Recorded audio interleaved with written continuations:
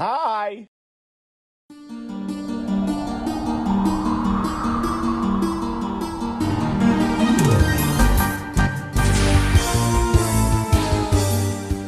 Melee commentators, you are occasionally paid to give a voice to Game 5 scenarios, but honestly, everyone gets bullied by Twitch chat. Whether it's Grand Finals at Genesis 4 or Round 2 of an 11-entrant Midwestern local, the stream and commentary is as integral to events nowadays, almost as much as the game is. Over the course of people talking to headsets, we've heard some painful things from quote-unquote paid professionals. This is where I would say forfeit my... Whether these were fun at one time or have always been the worst, here's Alston Melee's 10 things we wish commentators would stop doing. Number 10, catchphrases. Those construction boots, man. Payless shoes, son. Papaya smacks. You guys said Hot 97.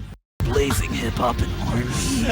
Yes, those were all DJ Nintendo clips. Whether saying them ironically at the beginning or unconsciously on accident, Melee streams have always had different repeated phrases thrown around depending on the time frame.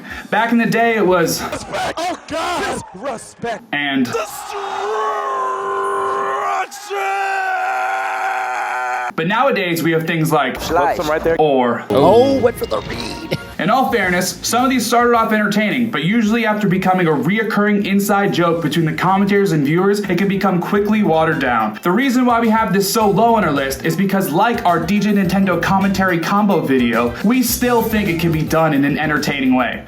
But let's just chill it out with the slices, alright? Number 9, dead air. As much as everyone has their own opinions on what talking over gameplay should be, most people can agree that it's usually at its best when the people mic'd up are having a good time. That said, with the ballpark estimate of around 10,000 plus past and present Melee commentators, plenty of people have met or had their first one-on-one interactions with their partner on the actual broadcasts, and plenty of those interactions have had some awkward moments sprinkled into them. Dead air is just one of those things that might make you as the viewer catch on to any anxiousness or nervous vibes coming from the duo or group. We're not necessarily saying that all dead air is always bad, but most of the time you can tell the difference between some silence after a funny joke or the commentators just not knowing what to say. We cut some slack here because usually this is something more common with people starting out or finding their footing, and that's just natural, and there are worse things you could be saying to fill the air than leave it silent. Number 8, tangents.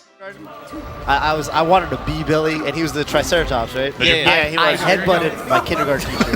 I was like, I'm Triceratops. At a competitive level, flat out, a lot of shit happens every couple seconds of the game. We don't expect everyone to pick up on every single shred of SDI in a combo sequence, and we congratulate the times commentators are able to correctly communicate complex interactions of the game. But so often are commentators seemingly in a different world while something important is happening on the screen. Played Mario before. Also, free to bet, just saying. When it's happened so many times, it gets a little frustrating, but the reason it's still so low on our list is because some of these tangents have been admittedly hilarious, albeit deviating from the set. Funny exchanges back and forth are endlessly encouraged in our book. It's just about the right place to do it. Number 7, fake hype. Oh my God. Let's go, this great witness. He is broken in half.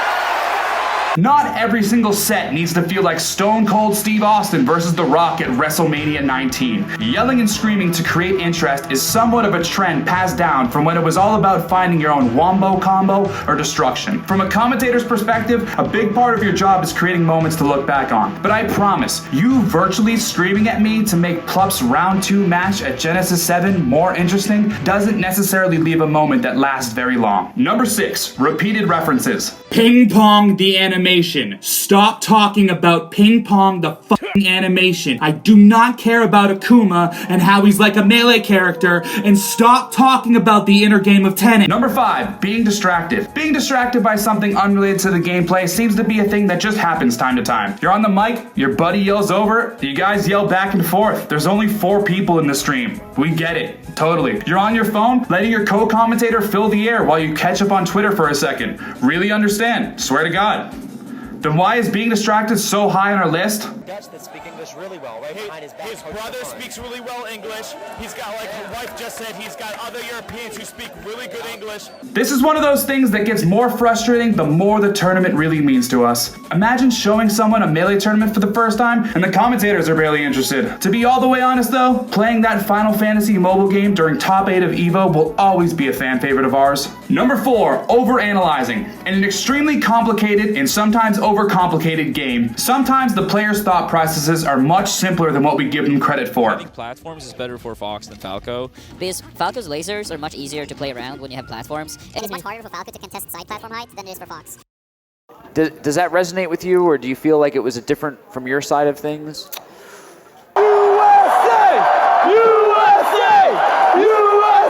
We do all, for the most part, find these stages and character matchups interesting, but too often do we see half the match spent talking about out-of-game interactions when we're really here to see the gameplay. It's like we spent the entire fucking basketball game talking about LeBron's three-point shot instead of what's actually happening in the Lakers game. Number 3, not being yourself. Final Fantasy games aside, we agree. We enjoy Scar and Tove's commentary a ton. That being said, we really don't want to hear your own impressions of Scar. I played with integrity.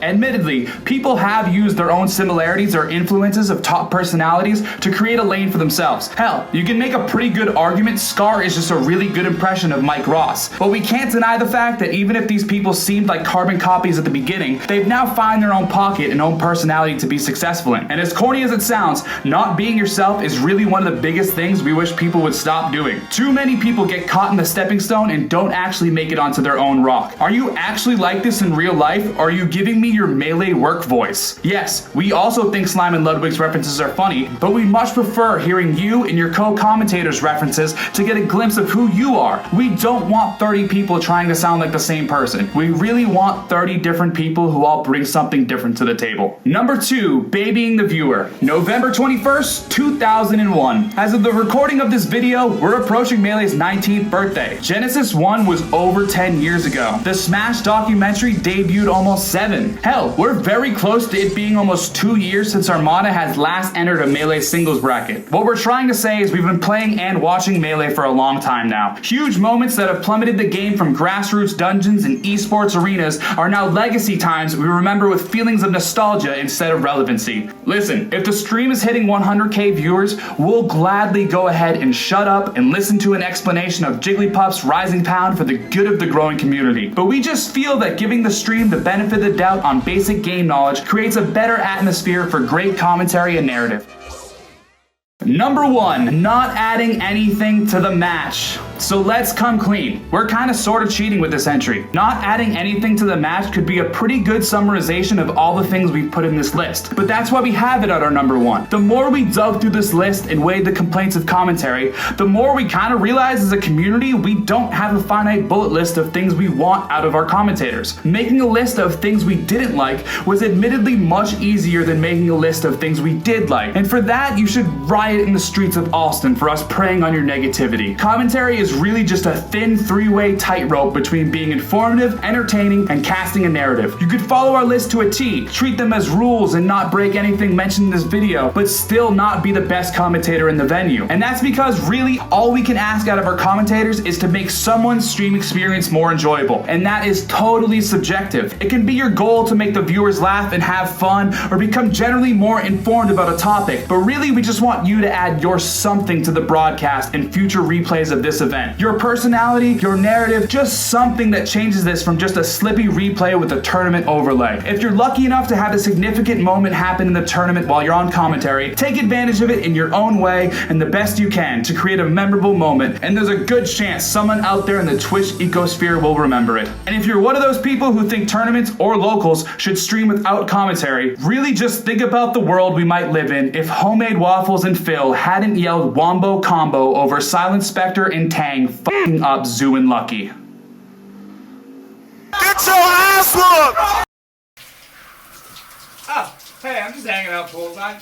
What pisses you off from Melee commentators? Leave a comment below. All that YouTube nonsense bullshit helps us out make more content like this, so do it if you'd like to see it. You can find us at twitch.tv/AlstonMelee. We host a net play event every Monday and a podcast every Wednesday. I'm gonna go jump back in. See you guys later.